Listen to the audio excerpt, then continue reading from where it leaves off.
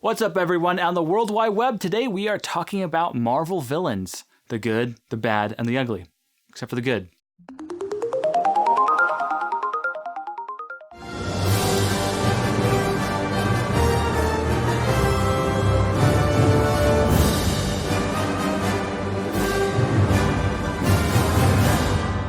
Yep, we're talking about the top 5 Marvel villains. I'm not talking about the most powerful. No, I'm not talking about the most charismatic. No, I'm talking about the best villains story-wise and how the dynamics work and how they actually work within the story itself. Not if they did it realistically, just simply if they are good villains within the story. If they're interesting, if they bring us in as an audience. So the question is, how do we define a villain? Because there's actually a lot of things. Do we consider Bucky a villain? Do we consider Loki a villain? These are the questions that need to be asked first. So this is how we define a villain. A villain, first off, needs a goal to do something good, but does it by bad means. The second criteria is that they have minions that do their work for them. And the last one is that they conspire. They have plans and they're twisting and manipulating things and people. Now, with all that in mind, let's start with number 5. Ultron, the villain of Age of Ultron Avengers. This is the best I can do. This is exactly what I wanted. All of you against all of me. How can you possibly hope to stop me? Ultron is a robot that is trying to protect the world. He has the little robot minions that do his dirty work that actually are part of him, and he conspires and does trickery and all these things to get what he wants. It is interesting because he was created by the Avengers, specifically Tony Stark. Who sent you? I see a suit of armor around the world. Ultron. In the flesh. Or no, not yet.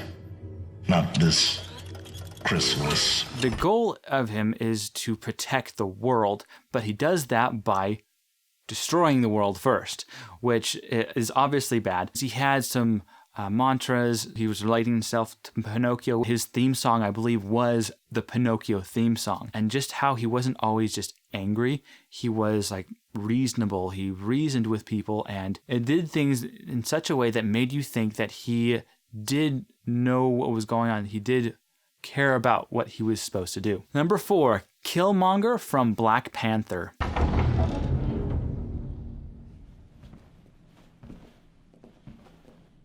Killmonger is interesting because of the racial tension that his character brings. He brings real life topics and brings them to the Marvel Cinematic Universe. But he is angry because of his viewpoint in the world.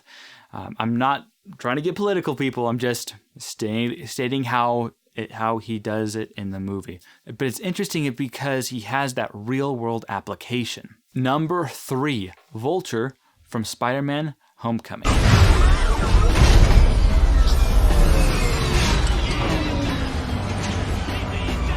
There you go, Mason.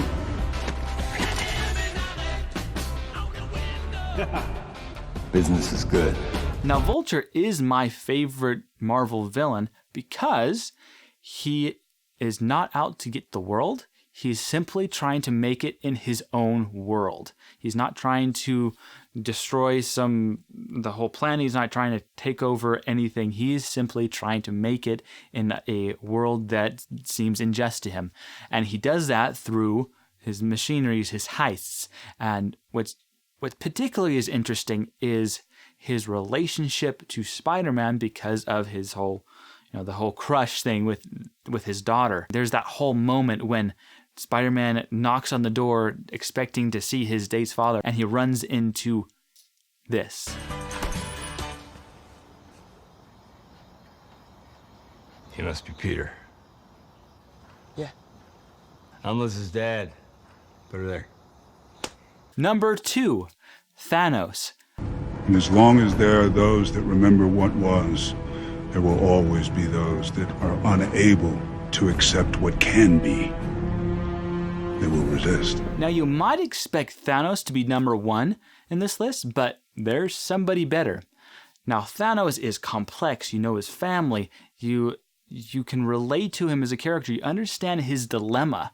And he is a reasonable and powerful villain. After all, he wiped off the entire half the universe with a snap of his fingers. Like, that takes some gumption to do. Honorable mentions that don't make the list because of technical problems is Bucky from Winter Soldier, Mysterio from Spider-Man Far From Home, Whiplash from Iron Man 2. Just kidding, not Iron Man. And number one, the best villain of the Marvel Cinematic Universe, in my opinion, is Loki.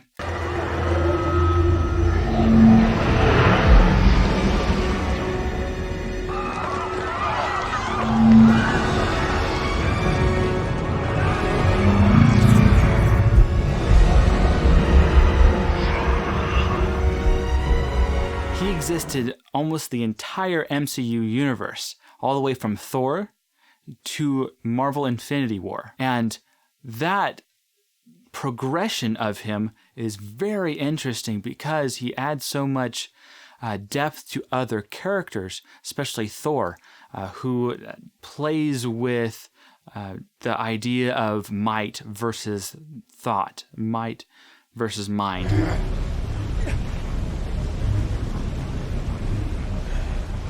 Brother, please.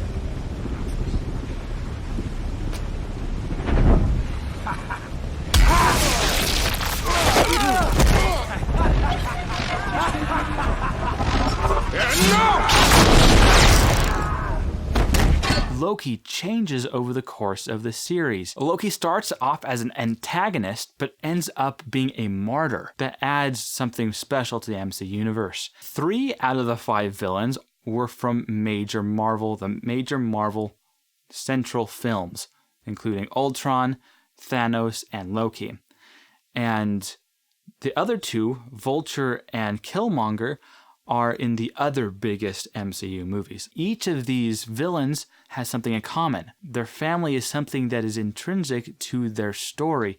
It adds dynamics, adds complexity, because we as an audience still want to have complex villains that challenge what we think is true and make us think, make us reconsider things.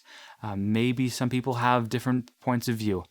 And each of these villains should strengthen our resolve in the opposite. For instance, Killmonger. He was an angry racial person. He was trying to go out and hurt people. But the hero, Black Panther, was out to create peace. These villains make us think. They don't just entertain us, they can change us. And those are my thoughts on the top 5 villains of Marvel. What are your thoughts? Did I leave somebody out? Do you disagree with me? I bet you do. Leave your comments in the section below. If you like the video, the only way I'm going to know if you like the video is if you actually like the video. So, like it. Thanks. And we will see you in later videos. Subscribe and talk to you later. Be kind to each other out there.